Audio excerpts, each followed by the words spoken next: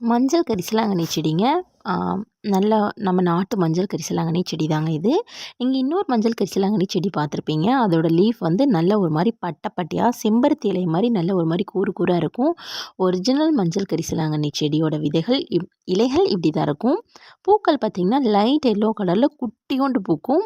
விதைகள் வந்து மஞ்சள் கரிசலாங்கண்ணிக்கு கிடையாதுங்க. இது எல்லாமே நான் கட்டிங்ஸ் மூலியமா எடுத்து வச்சு வளர வச்ச மஞ்சள் கரிசலாங்கண்ணி தான். இலைகள் பாருங்கள் இப்படி தான் இருக்கும். ஒரே நீட்டாக தான் இருக்கும். எங்கேயுமே அதோட ஷேப் வந்து கட் ஆகாமல் இருக்கும். ரொம்ப மைன்யூட்டாக கட் ஆகிருக்க மாதிரி இருக்கும். நம்ம க்ளோஸாக பார்த்தா தான் நம்மளால அதை கண்டுபிடிக்க முடியும். இல்லைன்னா அது இப்படி தான் இருக்கும். பதியம் போட்டு கட்டிங்ஸ் போட்டு நான் தனித்தனியாக எடுத்து வச்சுருக்கேங்க. உங்கள் யாருக்காவது மஞ்சள் கரிசலாங்கண்ணி வந்து தேவைப்படுது அப்படின்னா, மேலே நான் என்னோடய வாட்ஸ்அப் நம்பர் கொடுக்குறேன். அந்த வாட்ஸ்அப் நம்பரை காண்டாக்ட் பண்ணி நீங்கள் வாங்கிக்கலாம்.